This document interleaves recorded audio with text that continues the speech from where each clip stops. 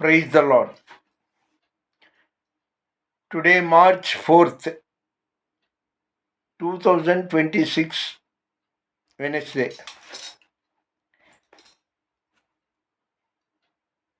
కొన్నిసార్లు ఒంటరితనం ఇబ్బందికరంగానే ఉంటుంది. పొద్దున్న లేవడం, కాలకృత్యాలు, తినడం, పడుకోవడం, బైబిల్ చదవడం, ఇంతేనా అన్నట్టు అనిపిస్తుంది. కానీ ఒంటరి పోరు నన్ను విసిగించిన మనుషులెల్లరూ నన్ను తప్పు పట్టిన, ఒంటరి పోరు నన్ను విసిగించిన మనుషులెల్లరూ నన్ను తప్పు పట్టిన, ఒంటరి వాడే 1000 మంది అన్నావు, నేనున్నానులే భయపడకు అన్నావు, నేనంటే నీకు ఇంత ప్రేమ ఏందయ్యా, నేనంటే నీకు ఇంత ప్రేమ ఏందయ్యా, రాజా నీ సన్నిధిలో నేనుంటానయ్యా, మనసారా ఆరాధిస్తూ బ్రతికేస్తానయ్యా. హల్లెలూయా. అవునండి, మనం ఒంటరి వాళ్ళం ఎలా అవుతామండి?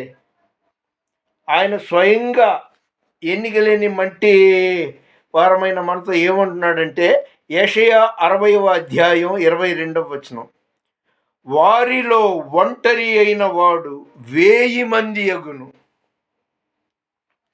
ఎన్నిక లేని వాడు బలమైన జనమగును, యెహోవానగు నేను తగిన కాలమున ఈ కార్యమును త్వరపెట్టుదును. అదేవిధంగా మత్తయి సువార్త చివరి అధ్యాయం చివరి వచనంలో కూడా ఉంది. మా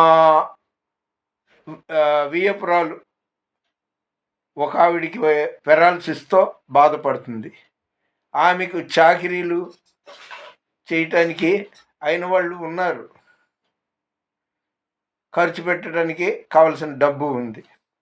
నేను ఒంటరి వాడిని, ఆమె కంటే నేను పెద్దవాడిని కదా, ఇక నాకు ఏదైనా జరగకూడదని జరిగితే ఏంటి అనుకుంటే, దేవుడు యెషయా 60వ అధ్యాయం 22వ వచనంలో నాకు చూపించాడు. ఆయన ఆకాశము ఆయన సింహాసనము, భూమి ఆయన పాదపీఠము. వాక్యం ద్వారా మాట్లాడతాడు. దేవుడు మన పక్షంలో ఉండగా, దేవుడే మనకు తోడుగా ఉండగా ఒంటరి అనేది మానేయాలి. ఆ ఆలోచన నేను మానుకుంటున్నాను. నా కోసం మీరు ప్రార్థన చేయండి. God bless you. దేవుని పరిచర్లో మీ రత్నం ఫ్రాన్సిస్.